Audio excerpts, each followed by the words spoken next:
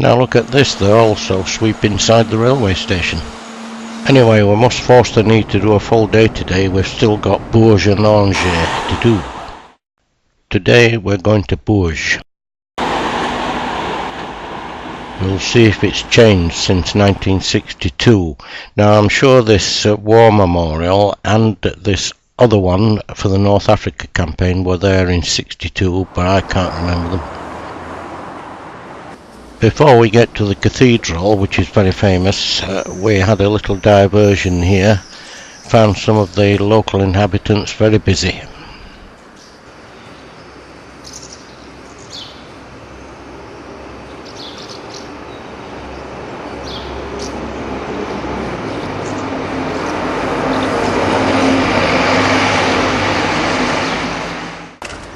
Making our slow way through these very pleasant streets towards the cathedral, we may recall that Calvin studied law here.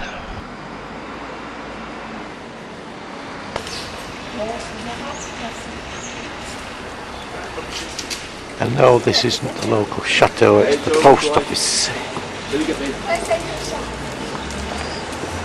The Cathedral of Saint-Étienne at Bourges. This is the 5th church to occupy this site, and it was built from the late 12th century to the middle of the 13th. It is acknowledged to be one of the most beautiful ecclesiastical buildings in France. The side doors, and this is the south side, are survivals from the preceding Romanesque church on this site.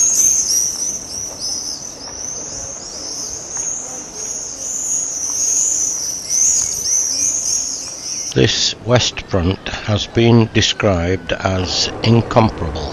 The left tower, rebuilt in the 15th century after a collapse, is said to have been financed largely from the sale of indulgences, which allowed people to eat fat during Lent.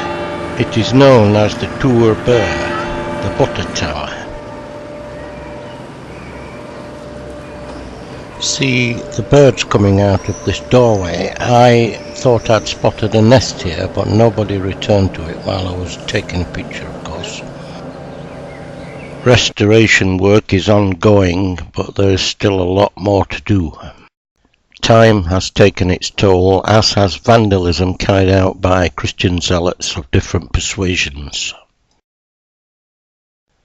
The church has double aisles and no transept. Perhaps because of this it seems a very long cathedral, although in actual fact it's one of the shortest in France. It has notable 12th and 13th century glass. I am told that after Chartres, Bourges has the finest collection of windows of any cathedral.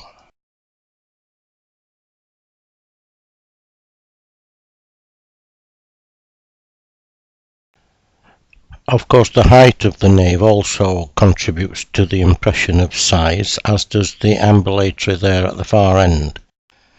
This astronomical clock celebrates the wedding of that Dauphin, now Charles VII, in 1422. This building was initiated by Archbishop Henri de Sully. He was the brother of Eudes de Sully, who completed Notre Dame in Paris. The transepts, which have little emphasis at Paris, are here, as we have seen, dispensed with altogether. Perhaps you can see the similarities of these related cathedrals. As we make our way back through these lovely old streets, can I just mention Jacques Coeur? Very famous in France, he was a self-made man who was born here in Bourges. That same Charles VII appointed him his finance minister. Oh look, there's another natural gas bus. Jacques Coeur practically financed the state of France out of his own pocket, and this is the house he built for himself in Bourges. The train back to Tours takes us through Vierzon, Montrichard, Saint-Aignan and Chenonceau. I'm going now to test the French railway system to destruction. I'm going to prove that you can visit all these places on the way back. I won't have time to see much of any of them, but it might save my knee a bit. There you are, just proof of being here. And I'm just recording here that all the trains leaving Vierzon are à l'heure, in other words on time. And so onwards to Saint-Aignan. Although the station here is about 2 kilometres from the town centre, I was able to record that they're having a dog show and going to see the Chippendales.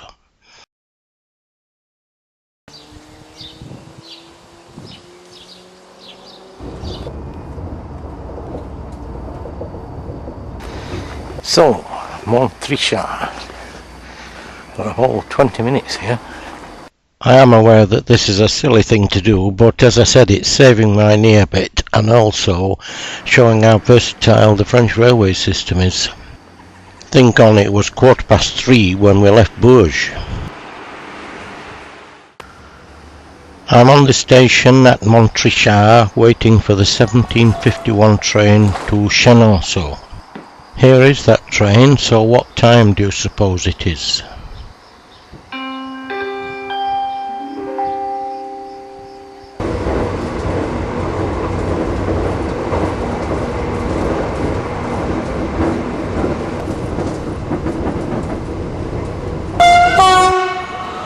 Thank you.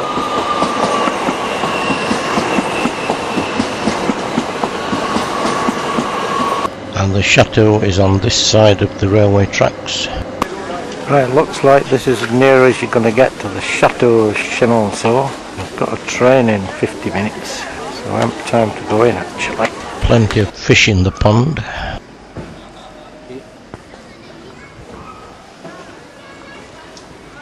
And in the village, just the other side of the railway tracks, we've got a school, a church, and plenty of hotels and cafes. End of a busy day, and we're off to Poitiers tomorrow.